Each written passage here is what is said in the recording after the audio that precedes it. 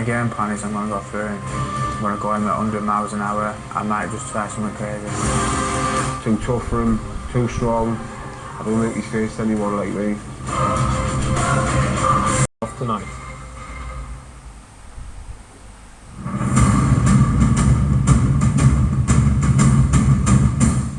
I was fighting Akamamadov. He was 5-1. He was supposed to be really good at Tamil wrestling. I think he tried to take us down once, and I sprawled it. He just basically ran away for the whole fight. Obviously, I was hoping to stop him, but he just didn't want to know. Every time I was coming forward, he was running backwards, and so I just had to make do with what I could. This is, I think, my 4th time on Cage Warriors, so I'm used to what Cage Warriors brings. It's the best show in the UK, and if not one of the best in Europe. And it's an honour to fight him. Yeah, I'll fight Ian Entwistle. Me and him don't really get on. Once we've had a fight, that'll be it, you know what I mean? We'll settle the differences, and I'll not have a problem with him, whether I win or lose.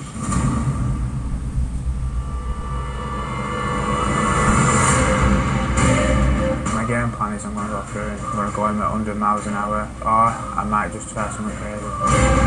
Too tough for him, too strong. I think I'm better technically. I don't think he's faced anyone like me. We're both good fighters. It's a good test for both of us. Let the best man win.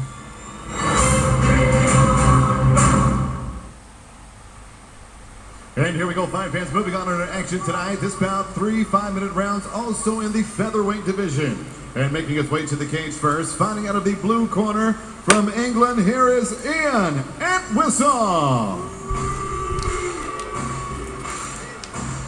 Ian Entwistle about to make his entrance here at Cage Warriors 62. And the partisan crowd not showing their appreciation for Mr. Entwistle. One thing we know about Ian Entwistle, he certainly does not mind playing the bad guy. We've seen him a few times on Cage Warriors before, of course, those couple of duels with Brad Wheeler back in 2011. I think he does own one of the fastest submission wins in Cage Warriors history, a 20-second guillotine over Pat Vickers all the way back in 2010, 2011. So very, very dangerous on the ground is Ian Entwistle. Fantastic sambo game, so he's going to have to watch out for those leg locks. And one thing really to note about this guy is he is the very definition of a fast starter. Absolutely. So many of those wins have come early in the first round. A very quick submission win over Mick Bowman, who's a great opponent at the time. Interestingly, as he is known as a submission guy, he's actually been out in Thailand for much of this year, training with Phuket Top Team. Yeah, working on his Thai boxing and drilling a lot of leg attacks for this one. Yeah, it's going to be interesting to see if we see something different from Ian Entwistle, but you know, very, very aggressive, very, very game. He's had a little trouble making weight in the past, and he did on this occasion as well. So one thing we do not know anything about is his gas tank, because he never really goes past the first round. Absolutely, and you've got to think that Liam James is wanting to drag him into deep water in this one, Josh. Yeah, it certainly wouldn't surprise me. And his opponent tonight, fighting out of the red corner, now making his cage entrance, Newcastle's own Liam James! And the crowd goes wild for Liam Bad Intentions James.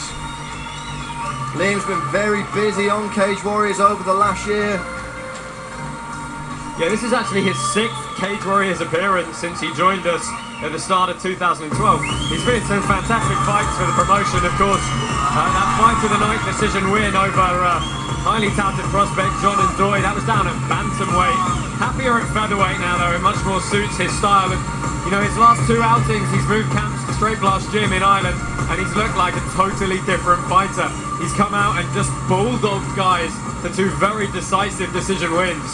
And not only has he looked like a completely different fighter, you can see it in his confidence as well, the way he carries himself. He knows that he's got these added tools in his arsenal under the tutelage of John Kavanagh, like you say, over at SBGI. And it really has been such a change in Liam. He's gone from being a wrestler boxer to a truly rounded mixed martial artist. He was always a grinder and a spoiler, and now we're seeing a bit more pop, a bit more explosiveness, just a bit more about him in those exchanges. And one of his biggest improvements, of course, is his ground game. leaps and bounds on from where he was before. Add that to the confidence, and this could be an incredible matchup here.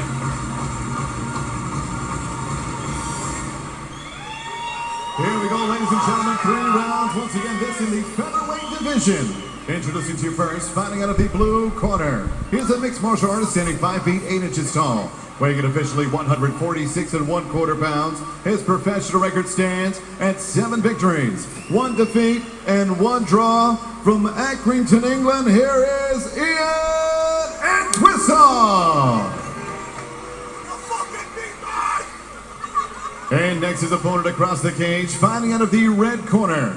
Also a mixed martial artist, he stands 5 feet 7 inches tall, weighing in officially 145 1/4 pounds. This cage warrior veteran brings 8 victories and 5 defeats into tonight's bout. Fighting out of and representing Newcastle, England, here is Liam Bad Intentions James. Referee once again in charge of the action is Mark Goddard. Referee Mark Goddard about to get this contest underway, and to say there's been a few differences of opinion between these two fighters over social media, Josh, would be an understatement. Yeah, I don't think we're going to see a touch of gloves on this one. Absolutely not. Liam James in the compression shorts, black and grey. Ian Entwistle in the black board shorts. 3 5-minute rounds of featherweight action here at Cage Warriors 62 in Newcastle, England. And Brad Wharton joining Josh Palmer on commentary duties. Wow. Already, Ian Entwistle hits out. Wow. Into the first round, incredible stuff. My God, he went for the he went for a flying scissor takedown through a heel hook entry and immediately stretched that leg out, attacked the knee, and Liam James had no choice but to immediately tap. Well, 20 seconds was his quickest submission before. I don't think that broke. Well, we're going to have to see what the time was, but that was incredible. Absolutely breathtaking, Josh. Absolutely breathtaking. Many people thought if it ended early, it would be in favour of Entwistle. If it went late, it would be Liam James, and that prediction's come true. We're going to take another look at that incredible leg lock submission. I think we're going to see the whole fight here. I mean, look at him lift him up, get underneath him, immediately reach the knee, and that was so tight from the off. Let's have a look at that entry one more time if we can. He stepped by him.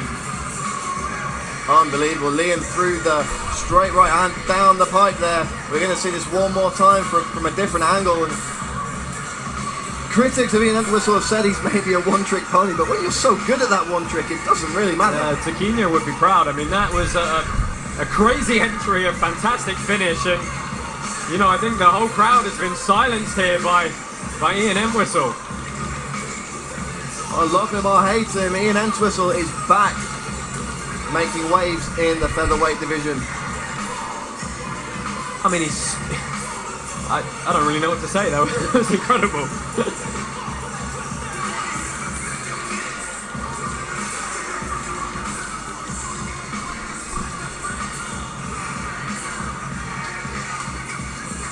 Ladies and gentlemen, the end comes officially at 24 seconds. Round number 1.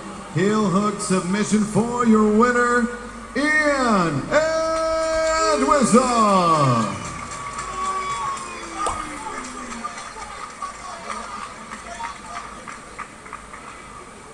And the crowd giving Ian Entwistle a round of applause there, showing respect where it's due. A fantastic performance. He did act as a spoiler, but that's what he's good at. It's what we expected from him.